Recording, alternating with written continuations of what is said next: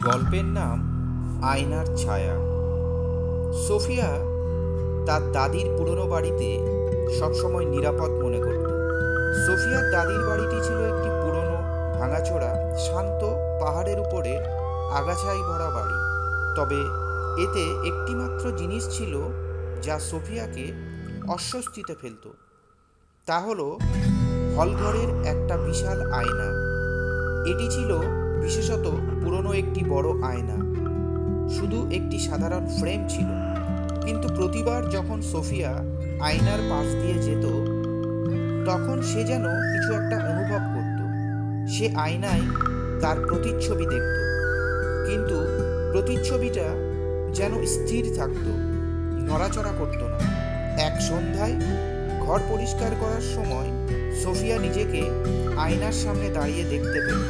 আয়নায় তার প্রতিচ্ছবি প্রথমে স্বাভাবিক ছিল, তবে হঠাৎ চোখের কোণে কিছু একটা ঝলক দিল, একটি ছায়া। সোফিয়া পেছনে ঘুরে তাকালো, কিন্তু কিছুই দেখতে পেল না, শুধুমাত্র খালি হলঘর। কিন্তু আয়নায় ছায়াটি রয়ে গেল। ছায়াটি ছিল একটি মানুষ, এবং ধীরে ধীরে ছায়াটি একটি বড় আকার নিতে থাকে, লম্বা এবং শুকনো, যার খালি চোখগুলো সোফিয়ার দিকে এক দৃষ্টিতে তাকাচ্ছিল। সোফিয়া স্থির হয়ে দাঁড়িয়ে রইল, তার দেহ যেন একেবারে এক স্থানে আটকে গিয়েছিল। সে নড়াচড়া করতে পারছিল না। এই অদ্ভুত ছায়াটি তার দিকে এগিয়ে আসতে লাগলো, তার রূপ আরো স্পষ্ট হতে লাগলো। এটি আর শুধু ছায়া ছিল না, এটি ছিল একজন মানুষ, একজন পুরুষ। তার দাঁতগুলি ছিল তীক্ষ্ণ এবং হলুদ। সোফিয়ার শ্বাস বন্ধ হয়ে গিয়েছিল যখন সেই ছায়া জোরে জোরে হাসল। আয়নার প্রতিচ্ছবি তার মুখ খুলে একটি বিশাল কণ্ঠে কিছু বলল, যা তার নিজের কণ্ঠ ছিল না, কিন্তু আয়না থেকে আওয়াজ আসছিল।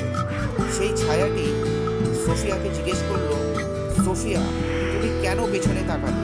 প্রতিচ্ছবিটি আয়নার ভিতর থেকে হাত বের করে তার লম্বা আঙ্গুলগুলি দিয়ে সোফিয়াকে স্পর্শ করলো। তার স্পর্শ এত ঠান্ডা ছিল যে সোফিয়া তা তার শরীরে অনুভব করতে পারল। ভয় পাওয়া সত্ত্বেও সোফিয়া অবশেষে নিজের মনের উপর নিয়ন্ত্রণ ফিরে পেল। সে দৌড়ে চলে গেল, হলঘর ছেড়ে বের হয়ে আসলো।